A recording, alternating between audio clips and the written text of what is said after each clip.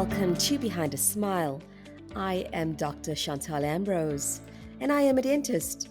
I host a healthcare business podcast where I interview healthcare practitioners around the world, sharing tips on how to improve your healthcare practice, innovate, and grow while living your best life. We share products and information from healthcare partners that can help you in your practice journey, be it a startup, a family based business, or a multidisciplinary healthcare team. Most of the information provided here is based on personal experience and opinions. So please supplement what you learn here with approved research studies and professional advice. Thank you to everyone who has subscribed, and I invite you to join our community if you haven't.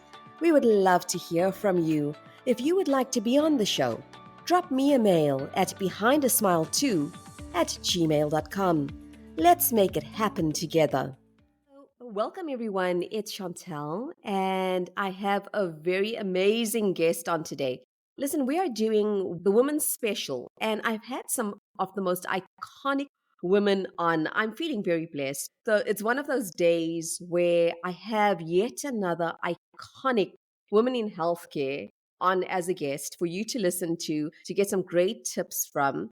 I want to share with you that we start our morning, and this lady has already been with a number of different patients. She's looking perfect with her perfect red lip. You won't even know that she's had that much of pressure. And here she is in our studio. So welcome, Dr. Raksha Takoordeen.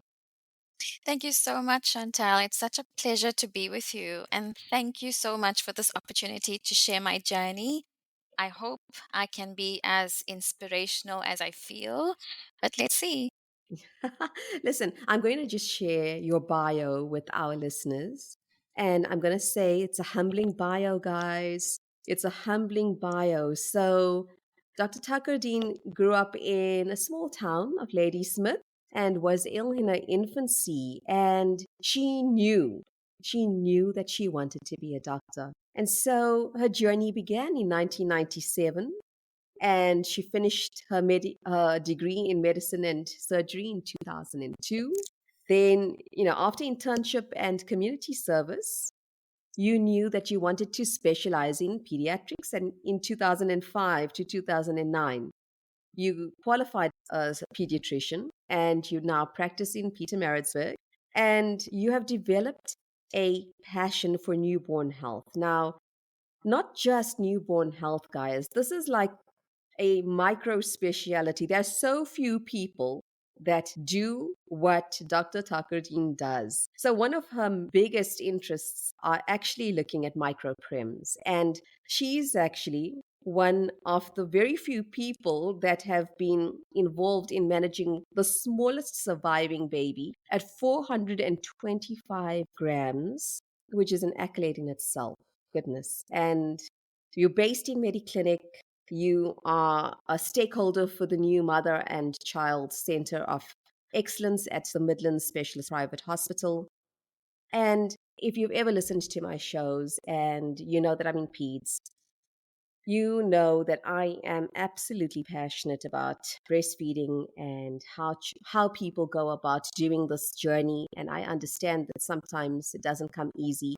So I really appreciate someone going out of their way to actually put in place one of the first private human breast milk banks.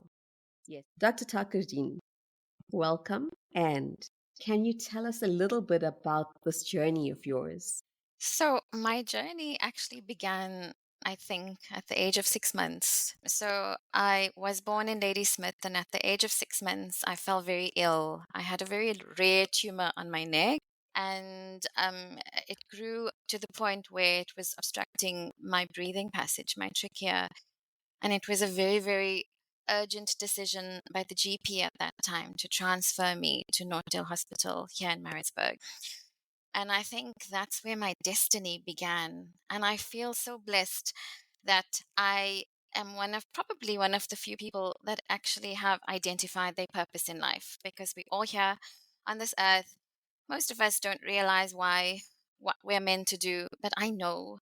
I know this is where I'm meant to be, and this is what I was meant to do.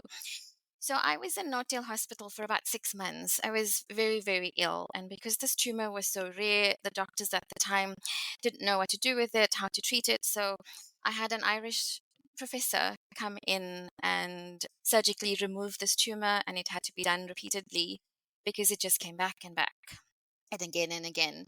I was ventilated. I was in the ICU for over 40 days. And there was a point where they thought I didn't make it, or I wouldn't make it. But I proved them wrong. And I was the only survivor from their ventilator in Neonatal Hospital, to the point where they named it after me. And after 6 months, so this is now 1979, I made it out and I was discharged. And throughout my childhood, my parents would always tell me the story. This is what happened to you when you were little. And this is what they did. And it was amazing. And the doctors and the nurses were exceptional. And they were so supportive to me, to my family. And ever since I can remember, I wanted to be a doctor. And I wanted to help. And I wanted to help ailing people at the time. I didn't actually decide then that I wanted to be a pediatrician, but I just knew I wanted to be a doctor and I wanted to help people. So that's all I remember ever wanting to be. There was never a second choice. I studied really hard in Ladysmith. It was hard to get out, but I did. And there began my I was in medical school from 1997 until 2002. And I did my internship in Tygerberg Hospital in Cape Town. What an amazing experience, an amazing hospital. And that's where I met the pediatricians that I wanted to be like. And then I knew as well that I wanted to do neonatal health and I wanted to specialize in neonatal health. Unfortunately, I didn't get to specialize. So I'm just a pediatrician. I would have loved to be a neonatologist. But I continued in the same vein, trying to look after little babies. I did my community service and I then started in a medical officer position at Gray's Hospital, where I then applied into the registrar program. And thankfully, during our registrar program, we did a lot of neonatal work. We lived literally in the neonatal ICUs between all the hospitals in Durban. And also, I spent time at Gray's and Edendale Hospital. And after marrying, I came back to Pietermaritzburg, where it all began years and years ago. And I think I was meant to be here in Pietermaritzburg, in this little city, and in the space that I am in right now. So when I was, during my registrar training, unfortunately, because the resources were so poor in our neonatal ICUs, we were only able to save or be active with babies over a kg. And there were so many babies under a kg that needed assistance, but the resources were so limited that we couldn't offer them any assistance. Some survived, but many didn't.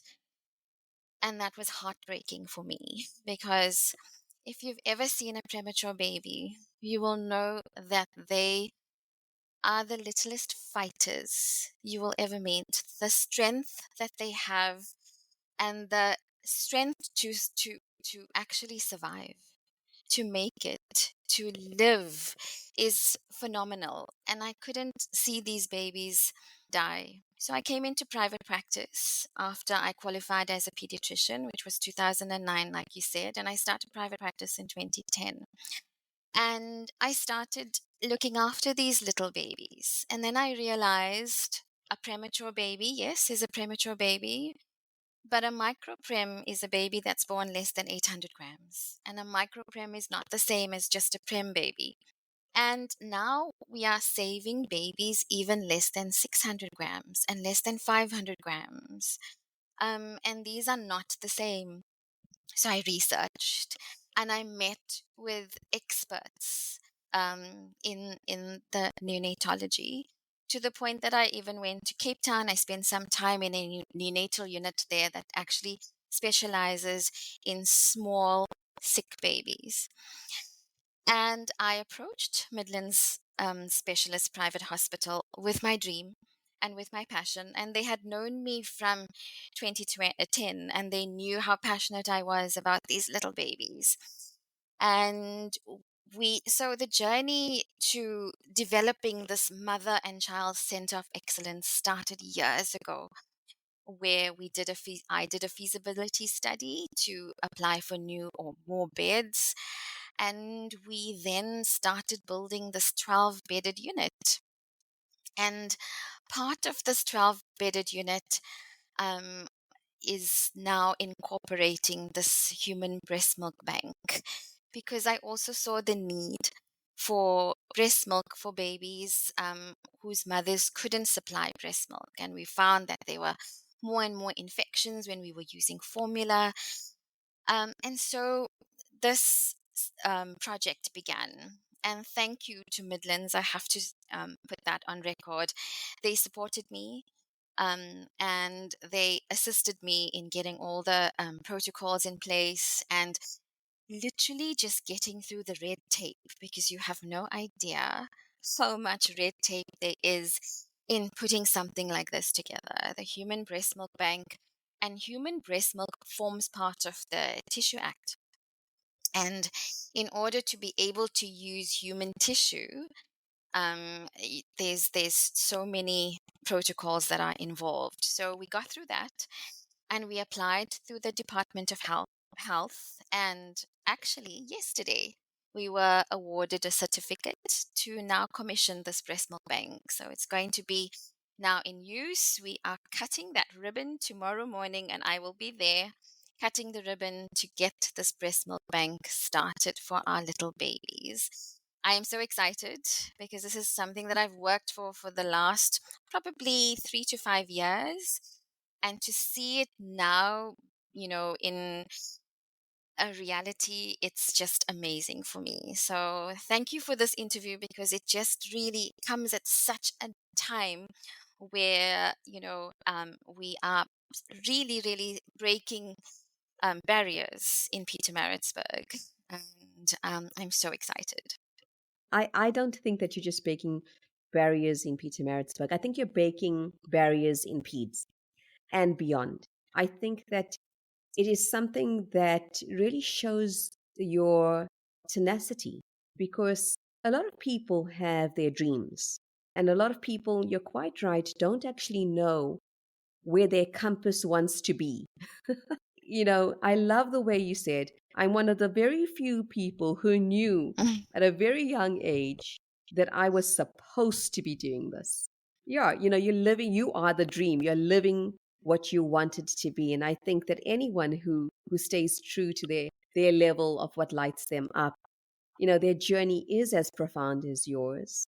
I'm pretty sure that tomorrow when you're cutting that ribbon, not many of us would have known the fight that you've had to go through for it.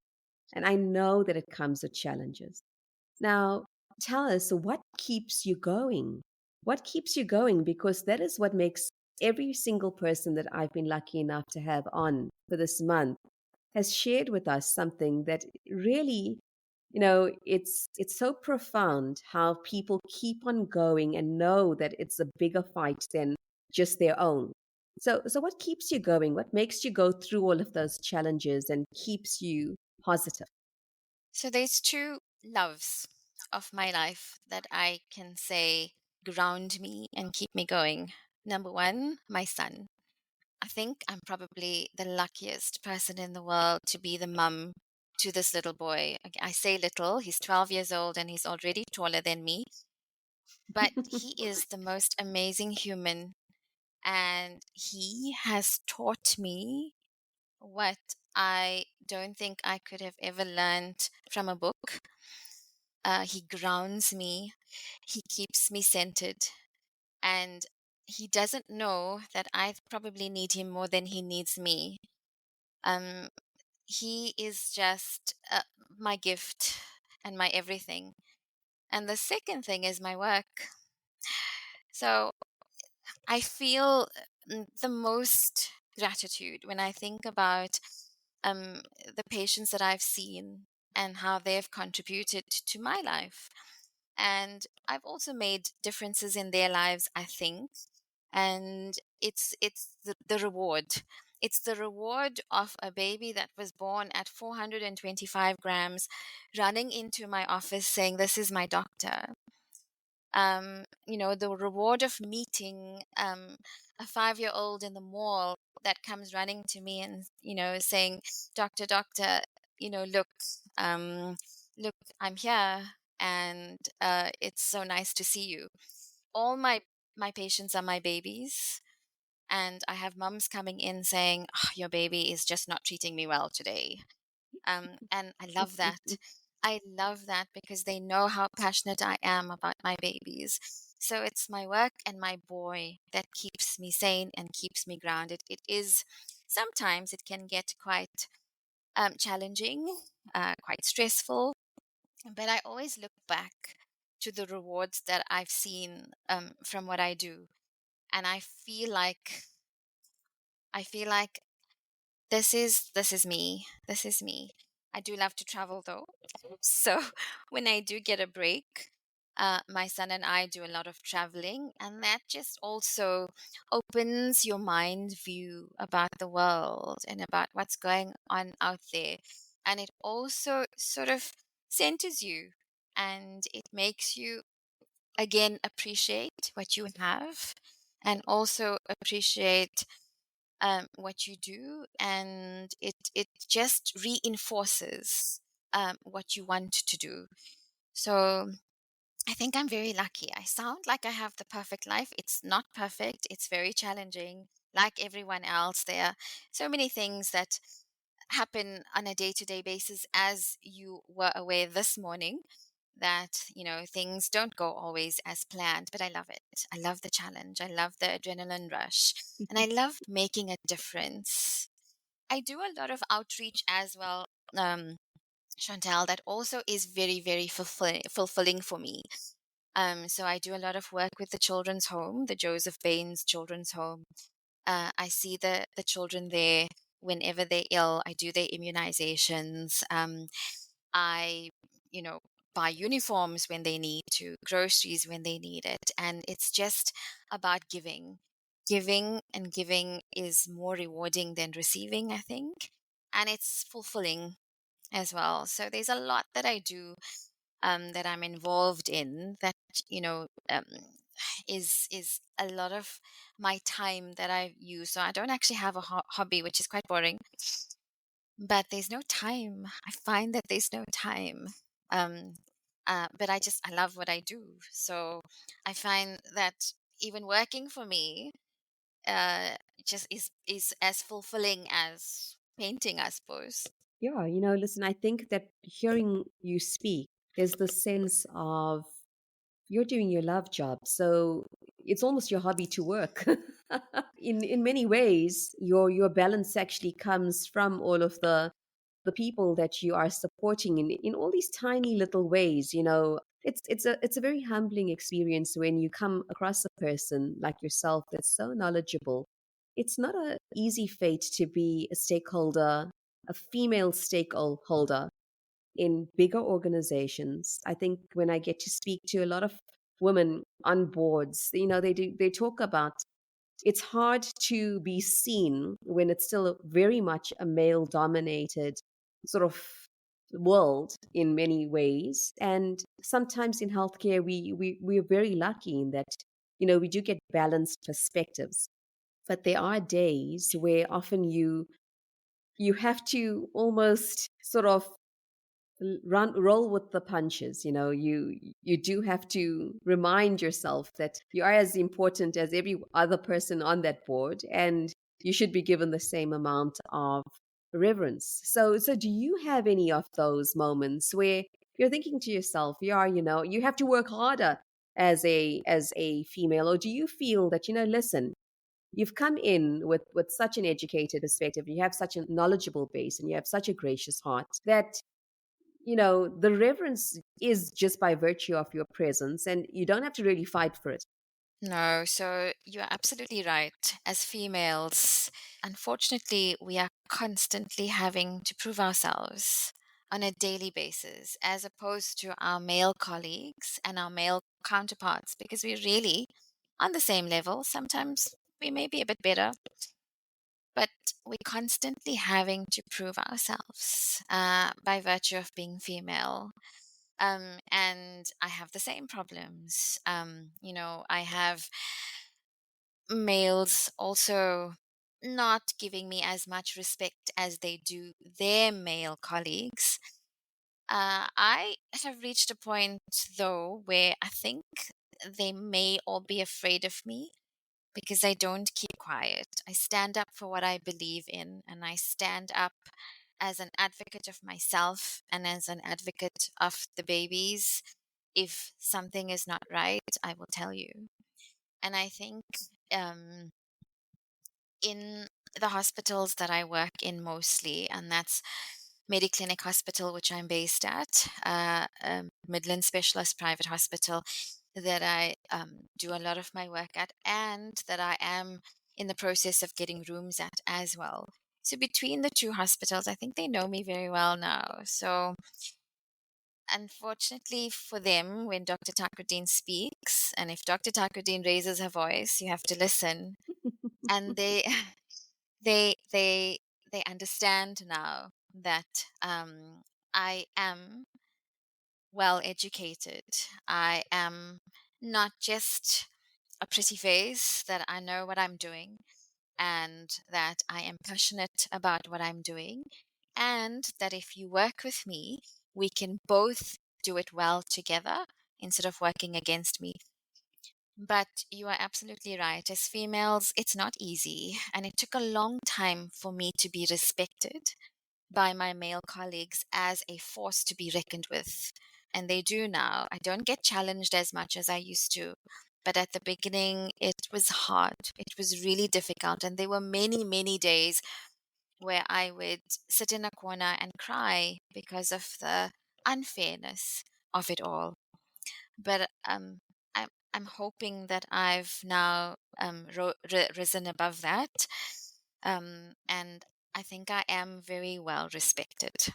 I agree. Think twice about that. I think you are tremendously well respected and revered. I think that you mustn't forget that you're very revered. And I don't think that people take it for granted any longer, that we're actually quite lucky to have people like you in the community, because you get a lot of people that are knowledgeable. And we're just lucky enough every once in a while that you meet somebody that's knowledgeable and passionate. And, Absolutely. I think that that is where leadership lies. And it's definitely, your leadership is doesn't necessarily have to be rude in order to be heard. And I completely, I gel with that. You'll hear on my podcast, I often will recommend anyone that's in leadership roles to stand their ground, but you don't need to actually make a noise. The reverence comes from the fact that you will eventually get there, but everyone goes through challenges. I've spoken to some massive guys, males, that they themselves are on this hierarchy, and they also being sort of sidestepped and not really acknowledged, and not really, they don't get to where they need to go. And so they have the similar fight. But I find that because it's Women's Month, it's necessary to really celebrate our wins and to say it out loud, because it is a win. It's a win where, I'm in an industry where they never allowed females to do dentistry. And remember, it's quite a let's just call it you need to be a little bit of a stronger individual. You're not going Mm, to It's a technical job. We still have things that look like hammers that we're using. So, yeah. why would a female do that? And it's when I remember being in undergrad, and there were fewer females, and now they're predominantly in classes. It's really a win. It's a win that we have a little bit of a balance now in society. And I do welcome any wins that we've worked hard to establish. Now, Get asked, why would a female do this? I always say, why not?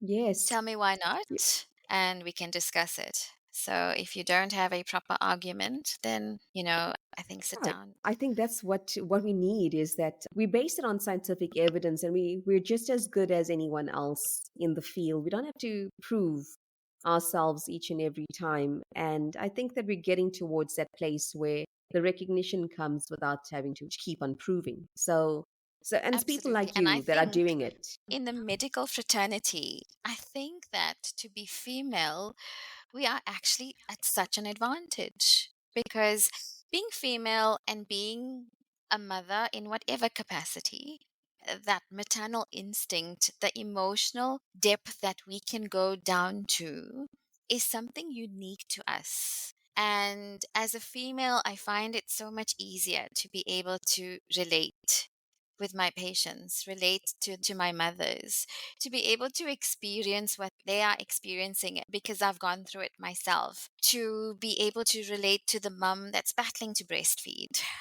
And because I breastfed and I battled at the beginning and I needed help until I was able to do it confidently. And there's so much more that we can bring to this medical fraternity if we are respected and if we are allowed to. But I think we are really, really at such an advantage. We feel, we are empathetic. We love at a level that I don't think, and I'm not sexist, but I don't think a man can ever love at. And I always tell the females that I work with, the nurses, the specialists, my friends, and I always say, wake up every morning, put your red lipstick on, put your heels on, chin up, and walk into the world like you own it because you are amazing. And everything that you do, if you do with love, kindness, and grace, you will always come up on top. And that's the words that I live by. Every morning when I get out of bed at 4:45 in the morning, 4:15 on a Tuesday because my son has tennis at 6 a.m. But every morning when I put my feet down, I am grateful for being able to get out of bed and to do what I do. And I always say, please, please, please give me the courage to go through this day with love, kindness, and grace. Always. Yeah, listen, we appreciate you because you even showing us these, I call them tips. I really do because you often look at somebody and you think, how are they doing it? How are they doing it? How are they getting up at 4:45 in the morning, running more than one practice, still being a mother, still being the everything to everyone, and still able to give to every patient their very best. And I do think it comes down to almost a success formula. And you've given us many little tips of what we can incorporate into our daily lives in order to actually get a little bit more out of what we're intending to get out of our days. A lot of us don't live with intention. And I think it's really Definitely. refreshing to hear somebody share that I'm living with intention. I know that there's going to be some ups and downs in the day today, but I'm waking up and the very first thing my intention is for the day is that I'm going to move forward and it's going to be good. You know, I'm going to talk about something that's a little bit, I think, what if you're in groups of mothers, you find that there's almost a bias against women who don't breastfeed. And if you're in a group and if you're just having a conversation, and let's take our practice caps off, and you're just in a mother's group, and if you ever asked, are you breastfeeding? And you say no, there is almost this feeling of you're not doing the best for your child. And there's a judgment. But a lot of people don't talk about how difficult it is to actually breastfeed sometimes, and not everyone gets the same day every day, and not everyone gets the opportunity that other people do. And it's different for every single person, and we're all trying our best. So I love that Yes, when absolutely. you're going through and you're saying, listen, tomorrow I'm cutting a ribbon. Tomorrow you're not just cutting a ribbon, you're establishing a huge opportunity to women who fall in the category of not being able to meet that requirement. And a lot of us dream. I mean, I'm a very traditionalist mother. You dream in your head of what that's going to be like for your children, and you may not be able to fulfill that for yourself. And here you are being able to offer people that.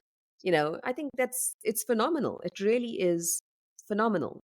Super well done. Um, Thank you so if you much. had to And do anything differently in your life, what would it be? wow, good question. So, like I said to you before, I've always wanted to specialize in neonatology. So, I'm a pediatrician, but I would have loved to be a subspecialist in neonatology. But, life happened and I got married and we had to move to Pietermaritzburg for financial reasons. So, I couldn't do that. Perhaps in the future. So I'm not putting it down as an absolute no just yet. But it's a lot of studying, and at my age, I don't know. Um, it's life is so busy as it is. To do studying for another 2 to 3 years sounds a little daunting, but I'm not completely discounting it just yet. So if I had to change something, I would have done that. But having said that, I don't feel like I've lost out, or I don't feel like, it it because I'm not a neonatologist, I'm not doing the best that I can do, and I'm not fulfilling my purpose. I think that it's the way it's meant to be, and this is it. So it's just the Yeah. one thing that I would have changed through my life. But other than that, like I said, I feel like I am exactly where I need to be right now. I have been lucky enough that I've been doing a few lectures for for the undergrads for a while now. And when I get to speak to medical and dental students, it's almost like a different playground compared to what I was at when I was an undergraduate. And I think that we have so much more mentorship than we used to have. And it's really a positive way, because now when you speak to somebody and then they're in their third and their fourth year, they really have almost a very well balanced perspective for the most part of where they want to go in medicine and where they want to go in healthcare. Really, what type of advice would you have to these students, to these medical and dental students, or these students in healthcare? Where do you see the future of healthcare, and what advice would you have for them? Definitely study hard because it's difficult to get through. And don't rush yourself to make decisions right now about where you want to be in 5 years or 10 years. The medical fraternity is so diverse. There's so much that you can do now as opposed to when we qualified in the early 2000s. So experience it, go through the process, get your degree, do your internship, do your community service, do as much as you can. Go on call, be there, spend the 24 hours, the 36 hours that we had to do, and just learn, keep on learning. And then you get to decide where your passion is, where your love is. And, there's no timeline that you need to follow absolutely to the letter. Decide what you want to do when the time is right, but experience it all. The experience that we have in our career, I think, is phenomenal. We get to see so much, we get to do so much, we get to meet so many people, and we get to make such an enormous difference that I'm biased, but I think other careers maybe you don't get to do as much. But put your head down, study hard, and experience as much as you can possibly experience. In our country, we don't know where healthcare is going. With the NHI bill coming in, it's quite uncertain. But don't let it deter you from achieving your passion, from going for your goals. Go for your goals. And I would say, um, just put your head down and get it done. And you will see how fulfilling it is in our career. If I could get everybody to do medicine, I would. But it's also hard work. It's a lot of hard work. It's a lot of time. that you have to spend, and it's a very emotional career as well. I'm sure you've also experienced that. So if you're strong enough, and if this is really what you want to do, don't do it for the money. There's not much. Do it because you want to, because you are passionate to make a difference and to help. Because really, at the end of the day, that's what we do. We help as much as we can, and that's what I would say. Thank you. I think you've ended off on as iconic a note as you started. I want to thank you for being part of our show and part of the women's special. And I encourage everyone to have a look and to subscribe and to follow us, because these are the tips that sometimes you wish that you knew somewhere along the line in your career. And we're bit by bit, we're day by day, and guest by guest, we're trying to really get to the nitty gritty of the house. And we're trying to hook you up with the people that know the house from their personal experience. So, congratulations. Well done. Thank you for taking the time. And we have great reverence for you. You're not just a mother and an amazing mother that to your own boy, but I think you're an amazing mom and just somebody that you can really sort of identify with as a family. And I think that it's one of the main roles that you really fulfill extremely well. So very well done, and thank you. I think that many of our listeners would go away knowing a little bit more of how to do life better from you. So well done.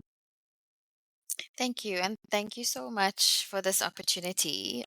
And I really admire your work as well. And I think you and I, we met quite a few years ago, and I've always also been a fan. So I'm so glad that we could meet on this platform and share.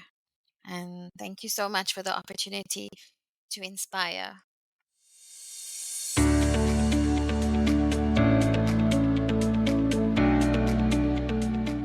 Have you ever wished you could be rubbing shoulders with the best just to get through your worst? Never get the promotion and exceed the requirements. Join us to hear about strategies to build your brand, diversify your business, pursue your career passions with job crafting, and self-care for healthcare practitioners. Hear about great products that can help you to get to where you always wanted to be. So remember, you are heard and you are seen, and on this platform, you are absolutely invited. Let's make it happen together.